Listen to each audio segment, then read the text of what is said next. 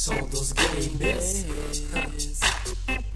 Meu PC não roda nada, ainda dá choque. Console eu não tenho, vida de gamer pobre. Eu só queria jogar um game mais top, mas nunca consigo, vida de gamer pobre. Meu PC não roda nada, ainda dá choque. Console eu não tenho, vida de gamer pobre. Eu só queria jogar um game mais top, mas o som dos gamers, vida de gamer pobre. Vida de gamer pobre é a pior situação. Eu só jogo jogo lixo e tu só joga jogo bom.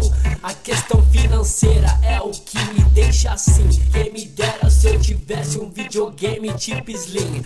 Lançou o PlayStation 1, eu ganhei um Atari, é tipo ganhar um Fusquinha e lançaram a Ferrari. Lançou o PlayStation 2, eu ganhei um Nintendinho, mas ninguém nunca deixava eu jogar sozinho. Jogava meu irmão, jogava meu pai, quebrava o meu controle e comprava um Paraguai. PlayStation 3, Xbox 360, não, só tenho PC e não tem nada que ele aguenta. Meu PC é o pior, mano, na moral, ultimamente tá travando até batalha naval. Minecraft roda a 10 FPS, pra jogar desse jeito só vai me dar estresse. Queria jogar FIFA, queria jogar PES, mas só consigo jogar Winning Eleven 10. Já lançou BF4, mas já falo pra vocês, mal consigo jogar CS 1.6. Nova geração,